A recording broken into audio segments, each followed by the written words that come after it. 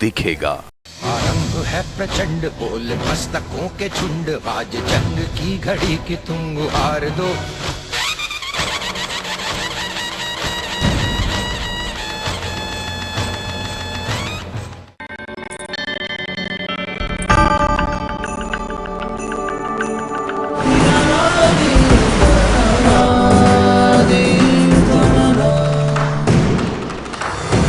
ये पावन धरती है रामायण की, ये मिट्टी गवाह है महाभारत का।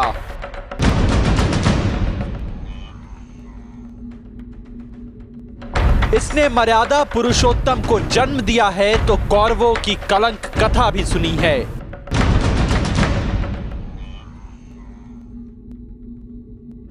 अयोध्या का रामराज देखा है तो हस्तिनापुर का अंधा कानून भी सहा है।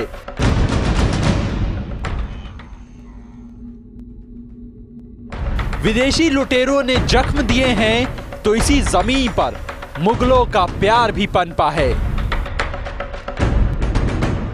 अशोक की महानता देखी है तो अंग्रेजों की क्रूरता भी। क्रांतिकारियों का जुनून देखा है तो आंदोलनकारियों का आक्रोश भी।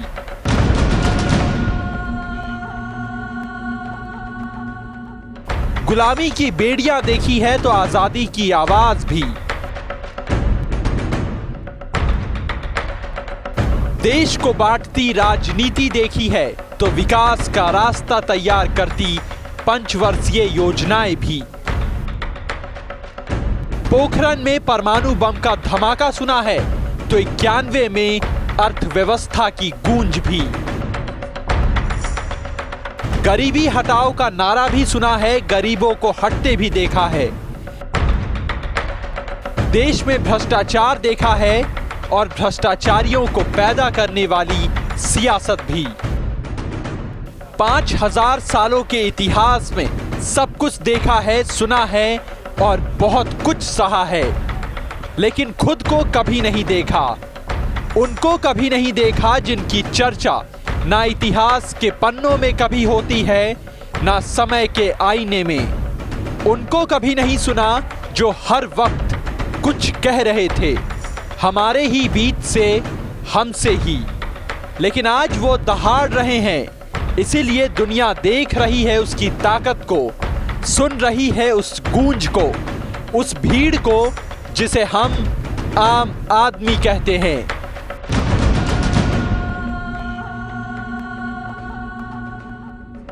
वो आम आदमी जो था तो हर युग, सदी और दशक में, लेकिन उसका आरंभ मानो आज हुआ हो, वो भी प्रचंड तौर पर, पूरे पराक्रम के साथ। वो आरंभ जो सिर्फ आम आदमी का ही नहीं, बल्कि यह आरंभ है, आगाज है, ये उदय है एक नए भारत का।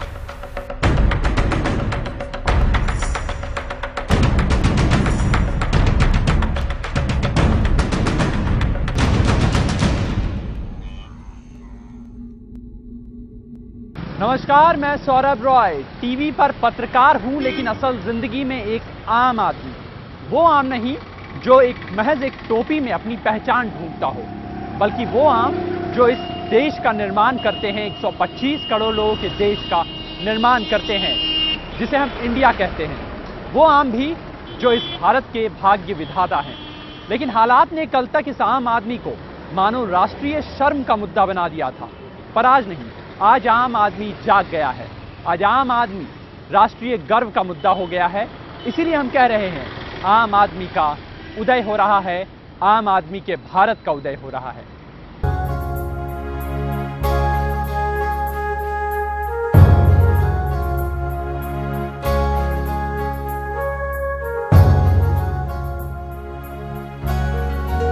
भारत दुनिया का सबसे बड़ा लोकतंत्र, सबसे बड़ा गणतंत्र,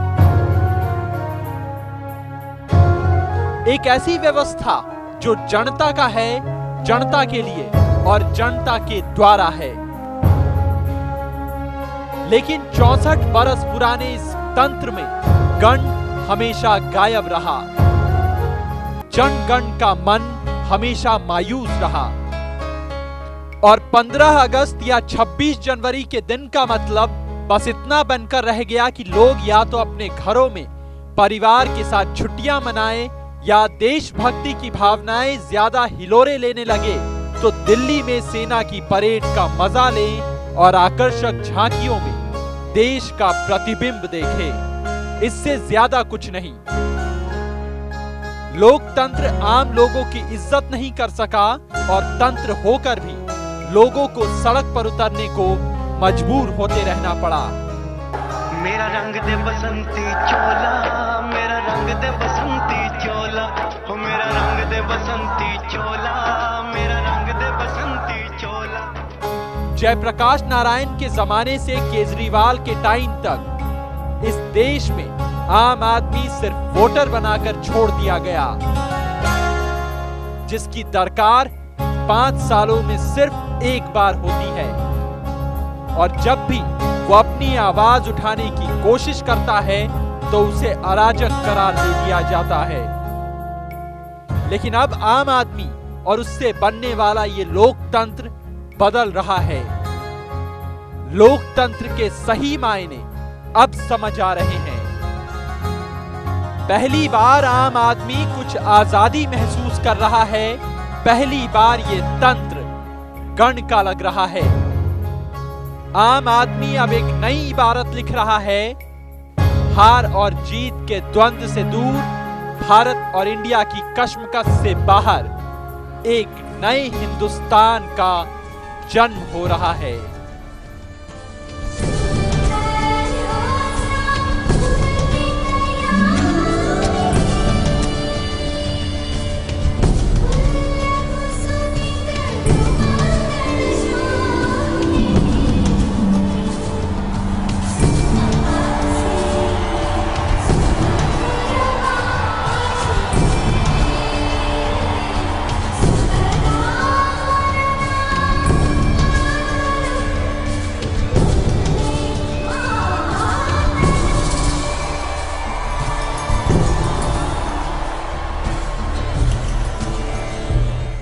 अब तक हमारे देश में विकास भारत और इंडिया की कशमकश और बहस के बीच उलझा रहता था।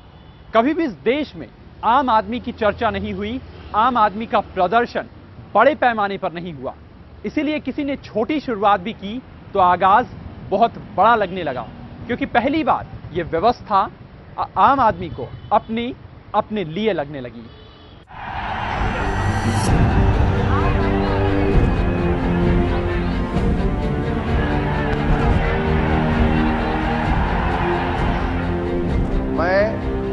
मैं अरविंद केजरीवाल ईश्वर की शपथ लेता हूं कि मैं विधि द्वारा स्थापित भारत के संविधान के प्रति सच्ची श्रद्धा और निष्ठा रखूंगा।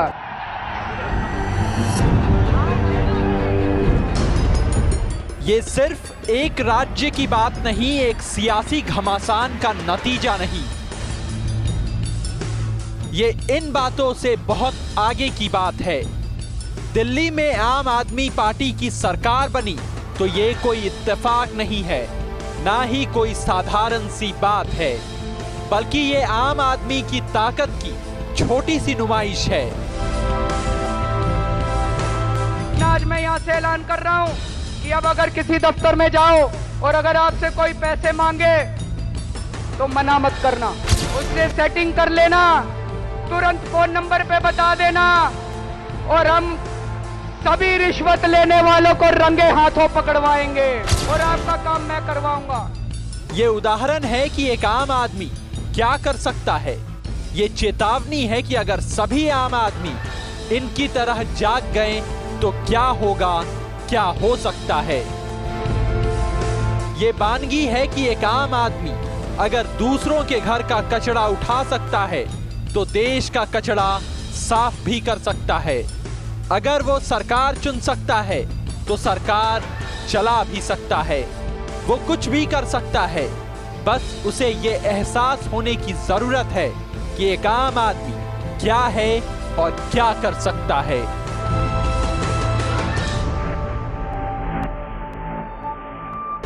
जो इस देश में आज एक बेईमान व्यवस्था चाहता है और बेईमानी से जीना चाहता है, वो खास आदमी है, चाहे उसके पास पैसे कम हो चाहे पैसे ज्यादा हो। लेकिन जो व्यक्ति आज इस देश के अंदर ईमानदार व्यवस्था चाहता है, चाहे वो ग्रेटर कैलाश में रहता हो चाहे झुग्गी में रहता हो, वो इस देश का आम आदमी है। इस देश का आम आदमी चाहता है उसके सर पे छत हो और उसके घर में बिजली पानी हो। इस देश का आम आदमी चाहता है कि उसके बच्चों को शिक्षा मिल जाए। इस देश का आम आदमी चाहता है कि मेरे घर में कोई बीमार हो तो उसका इलाज हो जाए। इस देश का आम आदमी चाहता है कि उसके बच्चे सुरक्षित हों, उसका परिवार सुरक्षित रहे। सुरक्षा चाहता है इस देश का आम आदमी। और इस देश का आम आदमी चाहता है एक अच्छी न्याय व्यवस्था। बस यही चाहता है इस देश का आम आदमी। लेकिन आज 65 साल में उसको ये व्यवस्था नहीं मिली। क्यों नहीं मिली, ये सोचने की जरूरत है। आज तक हमने इस वीर गाथाएं सिर्फ बुंदेलो हरबोलों के मुंह से सुनी, या मराठों की जयकार से, या राजपूताना अंदाज में। लेकिन आने वाली पीढ़ी आम आदमी की वीर गाथा पूरे भारत की जुबानी सुनेगी। एक ऐसी क्रांति के बारे में जानेगी जो रक्त रंजित नहीं लेकिन खून खौलाने वाली जरूर है। और बात सिर्फ अरविंद केजरीवाल से शुरू होकर आम आदमी पार्टी तक नहीं जाती। ये बात पूरे आम आदमी की है, आम आदमी के भारत की कहानी है। और कौन कौन है ये आम आदमी, उसे भी समझ लीजिए। मैं हूँ आम आदमी, मैं हूँ आम आदमी, मैं हूँ आम आदमी, मैं हूँ आम आदमी, मैं हूँ आम आदमी, मैं हूँ आम आदमी, मैं हूँ आम आदमी, मैं हूँ आम आदमी। आम आदमी कौन है, ये सवाल आज बड़ा पेचीदा हो चला है, क्योंकि इस देश में एक ऐसी आंधी चल पड़ी है कि आम ही खास हो गया है। इसीलिए हर कोई कहता है मैं आम आदमी हूं।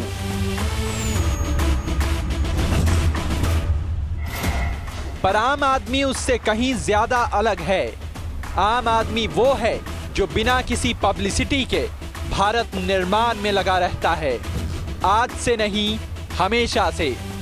आम आदमी वो है जो बड़े इमारतों में नहीं रहता, वो सिर्फ उन इमारतों की नींव की ईंट बनता है जहां कभी कभी वो खुद भी दफन हो जाता है। आम आदमी वो है जिसके लिए हमारी व्यवस्था काम करती है। आम आदमी वो भी है जिससे ये व्यवस्था सबसे ज्यादा दगाबाजी करती है। आम आदमी भूखा रहने वाला है, प्यास से तड़पने वाला है, दिन भर मजदूरी करने वाला है, रात को जागकर अपनी रक्षा करने वाला भी।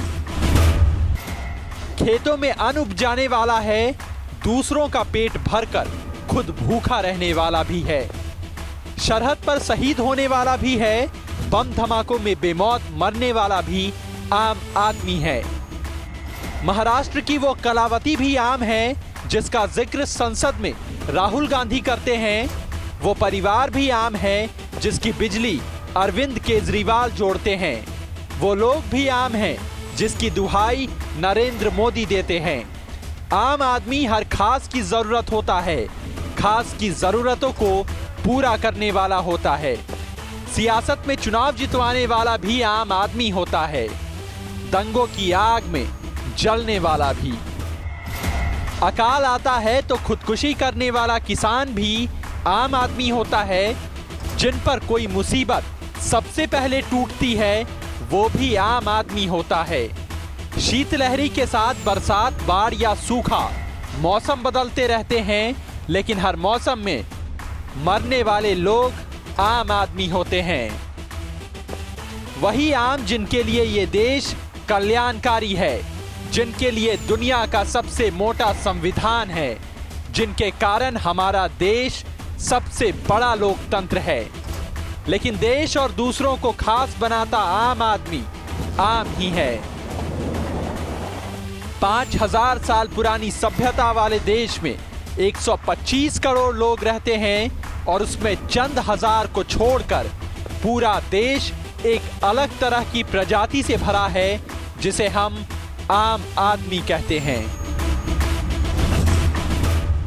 आम आदमी सोता हुआ शेर है, उंगली मत कर, जाग गया तो चीर फाड़ देगा, फाड़ देगा, फाड़ देगा।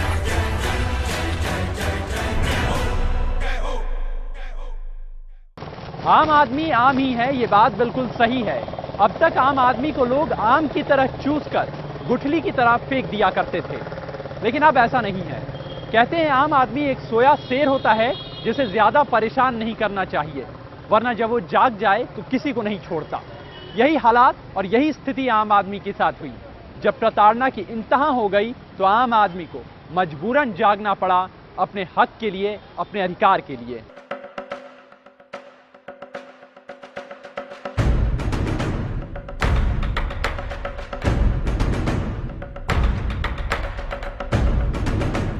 दामिनी एक नाम है जो हमें और हमारी इंसानियत को अंदर तक झकझोर कर रख देता है। पर यह दामिनी थी कौन? एक लड़की जिसके ऊंचे सपने थे, एक बिटिया जो आजादी से अपनी जिंदगी जीना चाहती थी।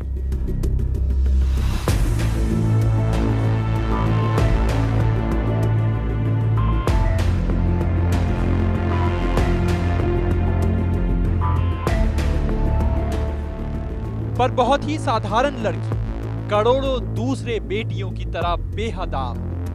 लेकिन हमारे घर की बुलबुल के साथ कुछ बाजों ने दिल दहलाने वाली हरकत की, तब पहली बार इस लोकतंत्र को लगा कि जैसे ये गणतंत्र नहीं, हस्तिनापुर है।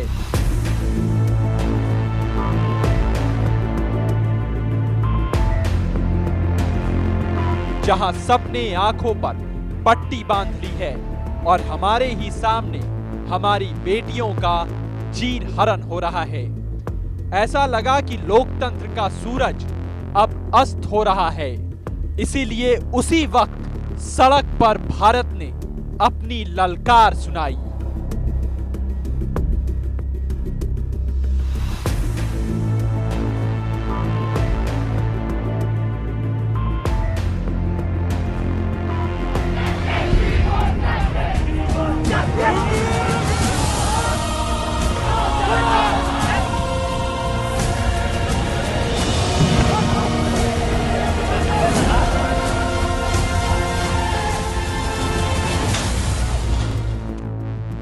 और देखते ही देखते बेटियों को आशीर्वाद देने वाले हाथ आक्रोश के साथ आंदोलन के लिए उठ खड़े हुए।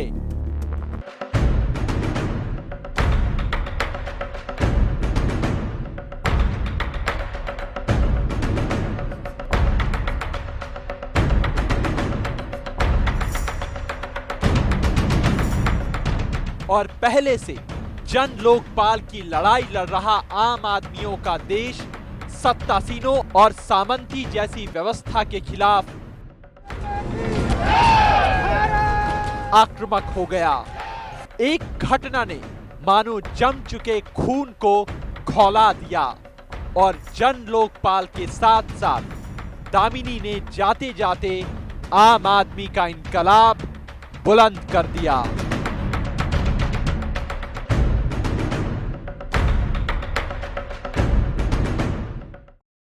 15 अगस्त 1947 को जब देश आजाद हुआ तो आजादी के सबसे बड़े नायक महात्मा गांधी भी मानते थे कि इस देश को पूरी आजादी नहीं मिली। और 29 दिसंबर 2013 को जब आम आदमी पार्टी दिल्ली की सत्ता पर सत्तासीन हुई तो अरविंद केजरीवाल भी मान रहे थे कि यह पूर्ण स्वराज नहीं है। इसीलिए सवाल यही है कि जब तक पूर्ण स्वराज लोगों को नहीं मिलता तब तक यह व्यवस्था बेमानी है और शायद आम आदमी का वजूद भी। इसीलिए लड़ाई जारी है, जारी रहनी चाहिए। नमस्कार। आरंभ है प्रचंड बोल मस्तकों के झुंड, आज जंग की घड़ी की तुम गुहार दो।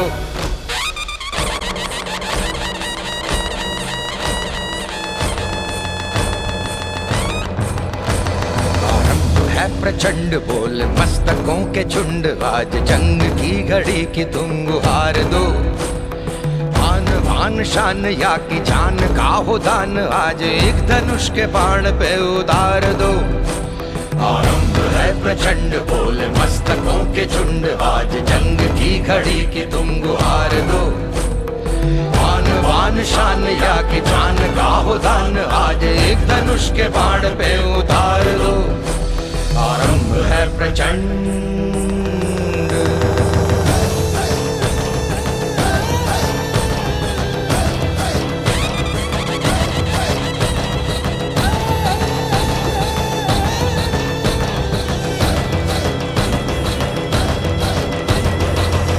करे सो प्राण दे, जो मन करे सो प्राण ले, वही तो एक सर्वशक्तिमान है। मन करे सो प्राण दे, जो मन करे सो प्राण ले, वही तो एक सर्वशक्तिमान है। कृष्ण की पुकार है, ये भागवत का सार है कि युद्ध ही तो वीर का प्रमाण है। कौरवों की भीड़ हो या पांडवों का नीड़ हो, जो लड़ सका है वो ही तो महान है। जीत की हवस नहीं, किसी पे कोई वश नहीं, क्या जिंदगी है ठोकरों पे मार दो। मौत अंत है नहीं तो मौत से भी क्यों डरे, ये जाके आसमान में दहाड़ दो। आरंभ है प्रचंड, बोले मस्तकों के झुंड, आज जंग की घड़ी की तुम गुहार दो। आन बान शान या की जान का हो दान, आज एक धनुष के बाण पे उतार दो। आरंभ है प्रचंड, आरंभ है प्रचंड, बोले मस्तकों के झुंड, आज जंग की घड़ी की तुम गुहार दो।